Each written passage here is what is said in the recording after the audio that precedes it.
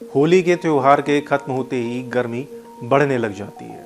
ऐसे में कई दिनों बाद अब घरों में लाइट्स के साथ पंखे, कूलर, एसी और फ्रिज सब एक साथ चलने लगेगा। आप इस बात से अनजान तो होंगे नहीं कि सर्दियों की तुलना में गर्मियों में बिजली का बिल 2 से 3 गुना बढ़ ही जाता है, जिसका सीधा असर आप लोगों की जेब पर पड़ता है। इस बिल को भरने में लोगों का महीने भर का बजट गड़बड़ाने लग जाता है।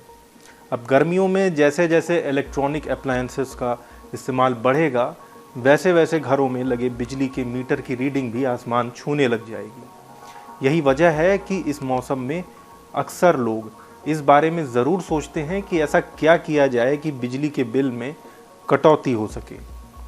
ऐसे में बिजली का बिल बचाने के लिए आज मतलब की खबर में हम आपको कुछ ट्रिक्स बताएंगे जो गर्मियों के इस मौसम में आपके बड़े काम आने वाली हैं। नमस्कार, मेरा नाम है कुशाग्र उपाध्याय।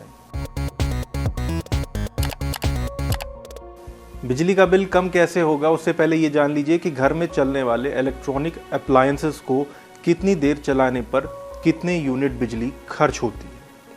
देखिए, 1000 वॉट के किसी भी इलेक्ट्रॉनिक उपकरण को अगर 1 घंटे इस्तेमाल किया जाएगा तो 1 यूनिट बिजली खर्च होगी। अब इसी से आप समझ लीजिए कि एसी, फ्रिज, कूलर और दूसरे अप्लायंसेस की आप कितनी देर तक इस्तेमाल करते हैं और वो कितने वॉट का है। इससे आपकी बिजली की खपत के बारे में आपको पता चल जाएगा। अब जान लेते हैं कि बिजली बचत के लिए करना क्या होगा। सबसे पहली चीज़, कुछ पॉइंट्स हम आपको बता रहे हैं, इन्हें ध्यान में रखें ताकि आप आगे अपना बिजली का बिल बचा सकें। सबसे पहली बात, BEE सर्टिफाइड इलेक्ट्रॉनिक सामान ही खरीदें। BEE भारत सरकार की ही एक एजेंसी है जिसके हर इलेक्ट्रॉनिक आइटम को बिजली के खर्च के हिसाब से 1 से लेकर 5 तक रेटिंग दी जाती है। जिस इलेक्ट्रॉनिक आइटम की रेटिंग जितनी ज़्यादा होगी वो उतनी कम बिजली की खपत करेगा। दूसरी बात, LED लाइट से दूसरे बल्बों या रॉड्स को रिप्लेस करें। CFL compact fluorescent lamp filament बल्बों की तुलना में बिजली की खपत कम करते हैं। एक LED बल्ब की लाइफ 50,000 घंटे या उससे भी ज़्यादा हो सकती है, जो CFL बल्ब की लाइफ से करीब 6 गुना ज़्यादा है। तीसरी बात यह कि बिजली का कनेक्शन लेते समय एक फॉर्म भरा जाता है जिसमें यह बताया जाता है कि घर में कितने किलोवाट की डिमांड है। मान लीजिए आपने 3 किलोवाट का कनेक्शन लिया है तो इसे सैंक्शन लोड कहा जाता है। ऐसे में ध्यान रहे कि किसी भी समय एक साथ 3 किलोवाट से ज़्यादा का लोड ना हो, क्योंकि डिमांड लोड हमेशा सैंक्शन लोड से कम होना चाहिए।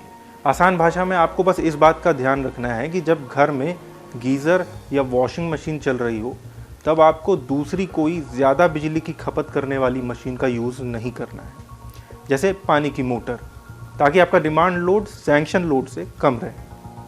अब गर्मी है और एसी ना चले, ऐसा कैसे हो सकता है? इसीलिए आज हम आपको एसी चलाने की कुछ ट्रिक्स बता रहे हैं जिनकी मदद से बिजली की खपत को कम किया जा सकता है। सबसे पहली चीज़ तो एसी को 24 डिग्री से कम पर ना चलाएं। हर 1 डिग्री कम करने के साथ आप 6% ज़्यादा बिजली खपत करते हैं। एसी चालू करने के बाद दरवाजे और खिड़कियां अच्छे से बंद कर लें। एसी के साथ पंखे को कभी ना चलाएं, क्योंकि गर्मी में पंखे से गर्म हवा आती है जो एसी की ठंडक को ख़त्म कर देगा। कमरे का टेम्परेचर कम होने पर एसी को बंद कर दें। समय समय पर एसी की सर्विसिंग करवाते रहें और टाइमली फ़िल्टर भी बदलवाएं। इससे एसी की कूलिंग भी स्मूथ बनी रहेगी। इसके अलावा एक बेस्ट ऑप्शन और भी है, थोड़ा खर्चीला ज़रूर है पर आपके लिए बिजली ज़रूर बचाएगा। इसके लिए आपको अपने घर की छत पर सोलर पैनल लगवाना होगा। इससे बिजली के बिल में अच्छी खासी कमी आ जाएगी। दरअसल छत पर लगाए जाने वाले सोलर पैनल का मेन काम बैटरी को चार्ज करना होता है। बैटरी एक इन्वर्टर की मदद से इलेक्ट्रॉनिक आइटम्स को चलाती है। जिन राज्यों में गर्मियों में तेज़ धूप होती है वहाँ पर रोज़ 1 किलोवाट में 4 से 5 यूनिट बिजली मिल जाती है।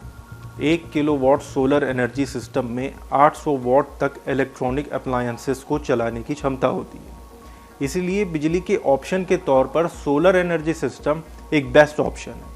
साथ ही ये आपका बिजली का बिल भी बचाएगा। तो फिलहाल मतलब की खबर में आज के लिए इतना ही। कैसा लगा हमारा ये वीडियो कमेंट करके हमें ज़रूर बताएं और सब्सक्राइब करें हमारे डिजिटल प्लेटफॉर्म डेली लाइन को।